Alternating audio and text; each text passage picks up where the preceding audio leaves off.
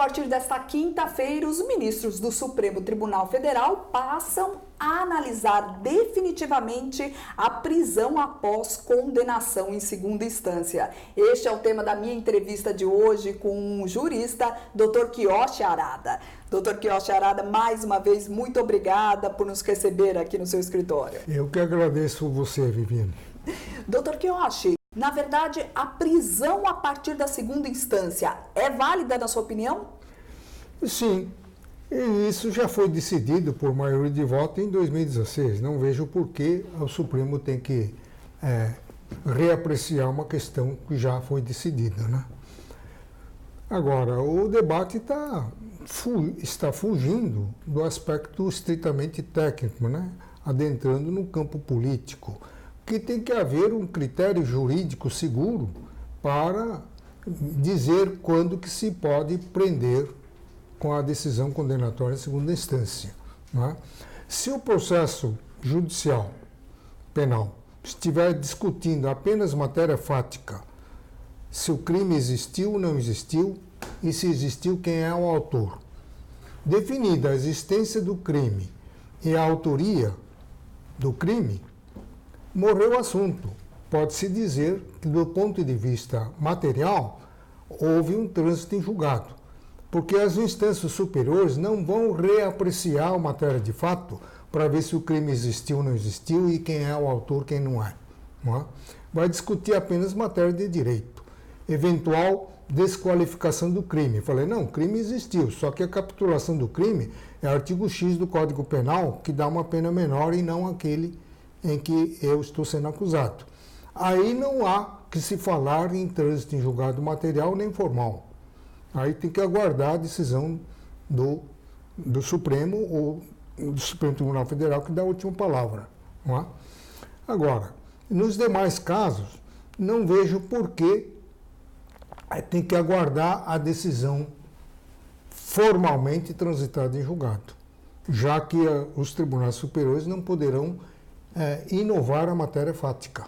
Na verdade, nunca houve aí uma discussão aí sobre a prisão após condenação em segunda instância. E isso veio a partir aí dos processos de corrupção de políticos, na verdade. Por isso verdade. Que o senhor diz que a questão virou política, né? O Supremo tomou, naquela época, uma decisão corajosa, né? Para alguns inovando a ordem constitucional, mas se você interpretar de acordo com a realidade social em que vivemos, uma porção de criminosos de colarinho branco que se prevalecem na prática do crime, contando com a longa duração do processo a conduzir à prescrição criminal.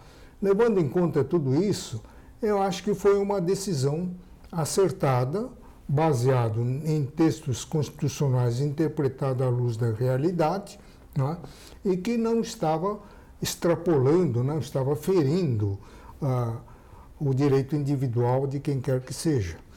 Mas tudo que se mexe na classe política tem uma reação. E por conta dessa reação que o Supremo Tribunal Federal estará se reunindo amanhã, né, para reexaminar uma tese que já estava decidida. Quarta vez a reunião. Quarta vez.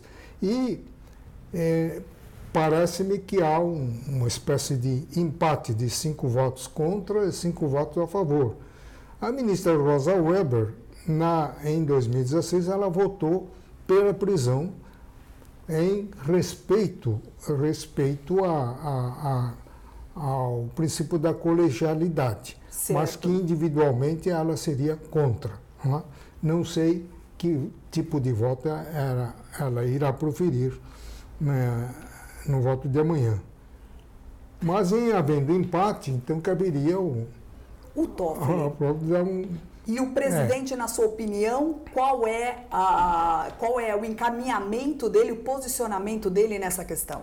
Ele já havia adiantado que a posição pessoal dele seria conferir ao Superior Tribunal de Justiça a faculdade de examinar cada caso concreto e decidir pela prisão ou não com a condenação em segunda instância.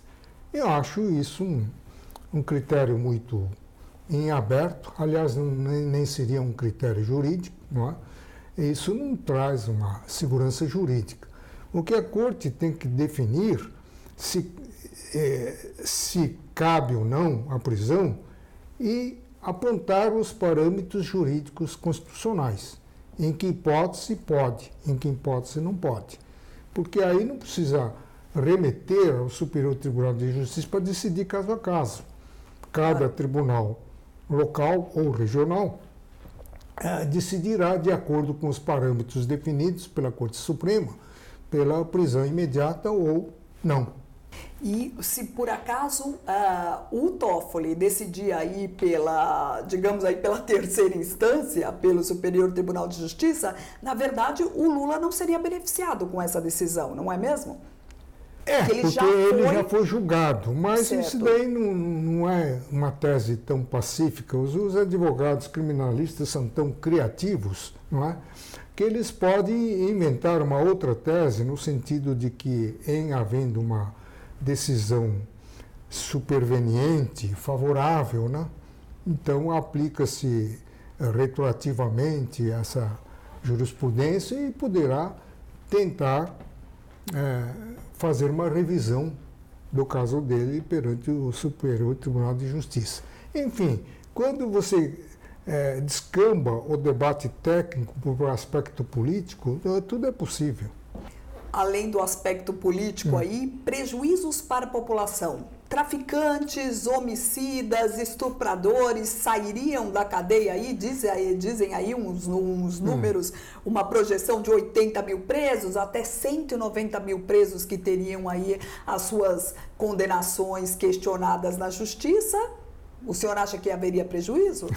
Isso é terrorismo da mídia, né? Isso não vai acontecer nunca. Como você lembrou, essa questão da prisão em segunda instância começou em 2016. Certo. Não é possível que 190 mil pessoas tenham sido presas por condenação em segunda instância.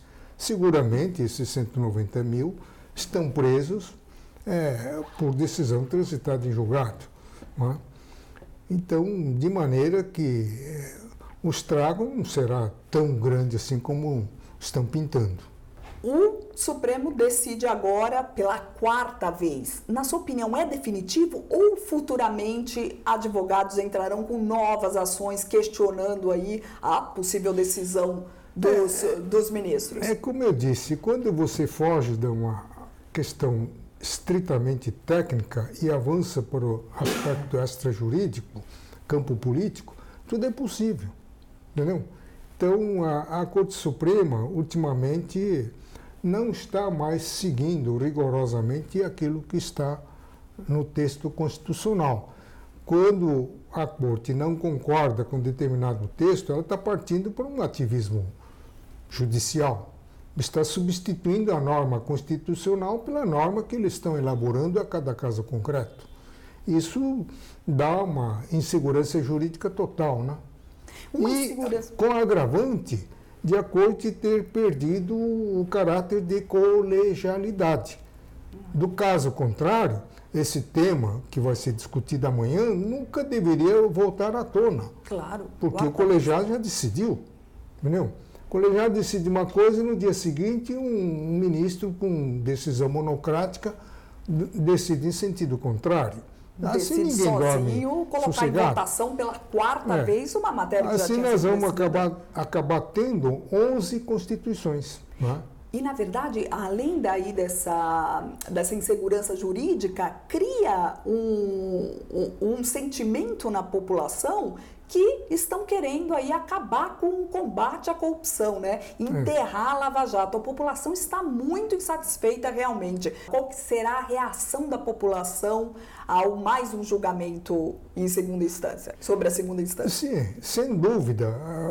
Sempre haverão aqueles que irão até ofender os ministros que votarem pela impossibilidade de prisão. Esse é um grande mal. Esse é um grande mal que, em última análise, resulta da divulgação pela mídia dos votos laudatórios dos senhores ministros, porque antes da TV Justiça, ninguém sabia quem eram os ministros. Quem eram os ministros, sem dúvida. Agora, eles não sabem quem são os jogadores da seleção, mas sabem quem são os ministros. Sem então, dúvida. eles ficam assistindo aquelas votações, acabam se contaminando pela emoção própria do ser humano e começam a fazer manifestações nem sempre cabíveis, não é? Que o leigo pensa de uma forma e o técnico pensa de outra forma. Não é? Ofendendo ministros nos chega ao aviões. ponto de encontrar com o ministro aí em determinado lugar e partir para uma ofensa pessoal. Isso é muito ruim. Quer dizer, a televisão trouxe essa faceta negativa dos ministros do Supremo Tribunal Federal que ficam expostos à mídia. Não, eles falam bastante porque querem aparecer na mídia. Não é? Tem um voto aí que levou 6 horas contra a homofobia. Não é? Isso é um exagero. Agora, a TV Justiça trouxe, neste particular, um grande desserviço à nossa justiça. Não? Trouxe a por transparência. envolver uma população nessa questão estritamente técnica. Né? Não é? Eu não digo que o povo tem que ficar assistindo calado, mas não cabe ao povo, um leigo em si, palpitar e ficar criticando decisões técnicas do Supremo Tribunal Federal. E o povo que é inflamado aí pelas redes sociais, né? E esse debate, essa discussão, essa divisão do país, né? E esse povo inflamado é levado mas aí o povo a posições extremas. tem que fazer suas reivindicações, levar seu clamor popular para a casa certa, que é o Congresso Nacional, que é eco de ressonância da vontade média da população. Nós é que votamos para os deputados e senadores fazerem uma lei que represente a média da nossa vontade. Os ministros do Supremo não vão fazer lei coisa nenhuma. Eles aplicam simplesmente a lei que os nossos representantes, que atendendo ao clamor popular, fizeram aquela lei, e ponto final. Então, não adianta dirigir o clamor popular contra os integrantes do Supremo Tribunal Federal. Estão fazendo uma coisa errada. Eles têm que dirigir seus anseios para a Casa Legislativa, né? Porque eles votaram nos representantes exatamente para isso. E o Supremo para julgar de conformidade com a lei elaborada pelos nossos representantes. O Supremo Tribunal Federal, como poder judiciário que ele age no passado. O Legislativo age para o futuro. E o Executivo atua no presente. Então, se vocês parar passado, presente e futuro, não há possibilidade de colidência entre os 3 poderes da República. Sem dúvida. Mais uma vez, muito obrigada. Esse foi o NGT Notícias. Muito obrigada pela sua audiência e eu te aguardo na próxima edição. Até mais!